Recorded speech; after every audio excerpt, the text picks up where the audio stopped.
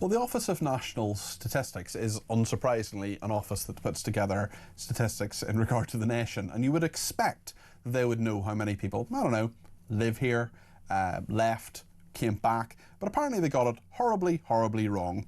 And rather than the 77,000 British nationals who were thought to have left the UK in the year ending December 2024, it was actually nearly 5 times that, actually, 257,000 who in fact left. Well, let's talk to Julian Jessop, who's an economics fellow at the Institute of Economic Affairs. Julian, you're very welcome to the programme. And just before we get into this, actually, I don't know if you heard what Steve asked previously. Maybe you have an answer to this. I'll just remind people. He said he wanted to know where his tax goes, all the different percentages. What would you recommend to Steve to find out where the different percentages of money go to? Is there a website? Is there somewhere that could tell us this, Julian?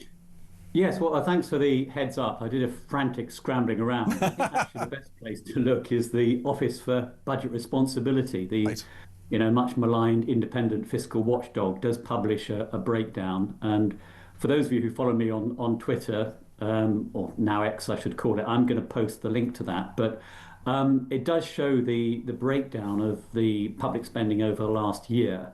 And it shows that the really big elements are, frankly, what you would expect. So it's things like health and social care is about 200 billion a year. Benefits, including the state pension, another few hundred billion. But a surprising amount also on debt interest. So we're paying an enormous amount of money just to finance the debt that's built up over the last few hundred years. So that's, the order of 100 billion as well. So the figures are available on the website of the Office for Budget Responsibility, and I'll post a link on my my Twitter page. Brilliant. Well, Julian's Twitter is Julian H. Jessop, at Julian H. Jessop. So Stephen Hull, if you want that, go to follow Julian on, oh, you follow me, but I don't follow you. Right, we're going to end that now. I'm now following you, Julian, which is good. Julian H. Jessop, at Julian H. Jessop, and Steve, and anybody else who's watching or listening who wants that link, Julian will post that a few minutes after this interview. Right, on what we've got you to talk about, 77,000 British nationals we thought had left the UK in a year to December 2024. In fact, 257,000 left. How can you get a statistic like that completely wrong? I mean, surely the Office of National Statistics sort of has one job, really, don't they? Well, I'm going to give a shout out to the statisticians at the ONS here. I think they've done a good job in correcting a long-standing problem. So the difficulty here is that, of course, if you're a Brit moving in and out of the country, the paperwork's actually relatively simple. You just have to show your passport on the way in, show your passport on the way out. So it's actually quite hard to track long-term migration by British people. The way that it used to be done, and many of the viewers and listeners here may remember this, is basically, ladies standing at the checkout, at the exit points with a clipboard and asking you why you were leaving. So there was basically a pretty crude sample based on a survey that was pretty unreliable. So what the ONS has done is done something more sophisticated. It's looked at data from, for example, the Home Office and the Department for Work and Pensions to come up with much better numbers. So that's the reason for the revision. We've now got a much better idea of who is leaving. And although the numbers are large and scary, at least we've got a better sense of what's actually going on. Yes, and it is good to know what's going on. Immigration, clearly, very, very big issue, the dominant political issue of the week. I just want to remind ourselves about what Nigel Farage has been saying about Shabana Mahmood's plan. This is what the leader of Reform UK has been saying. Now, I do think we're setting the pace on a number of things. I thought, despite her protestations, I thought a lot of what Shabana Mahmood said yesterday was driven directly by fear that Labour are losing votes, particularly in the Red Wall, to reform. And rhetorically, we would agree with a lot of what the Home Secretary said. Nigel Farage there, the leader of Reform UK. Julian, with these immigration plans that Shabana Mahmood has, statistically, do you think they're going to make much of a difference? Well, a lot of it is about political will, and I think the government is finally showing the political will to tackle this, and that's probably the most important message from the last few days.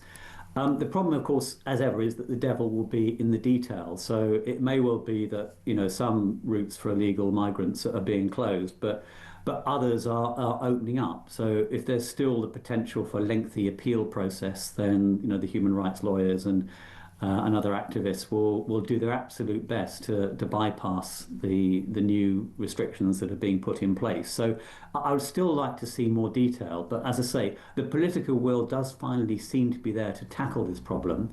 So I'd give the government at least some credit for that. But I suppose, as you say, it is a question of how much the courts fight back and how much can actually be done, not just in regard to the European Convention of Human Rights, European Court of Human Rights, but also the courts in this country as well, and how determined they are to be overly compliant, I would argue, with the ECHR as well.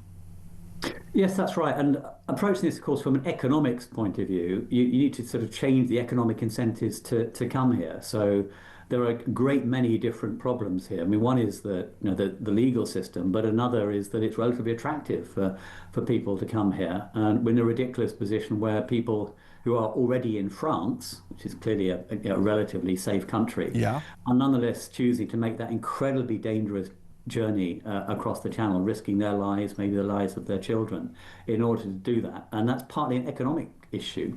You know, they feel they'll be a lot better off in the UK than remaining in France. So we need to address that problem as well. It's not just a sort of a legal problem, it's also an economic problem to do with the benefit system and various other things going on as well. Yes, the attractive things, the things that are drawing people in. Just looking ahead to the budget next week, Julian, how much will immigration, do you think, be part of the conversation around that, or is it all about raising taxes and trying to get the books to balance in that regard?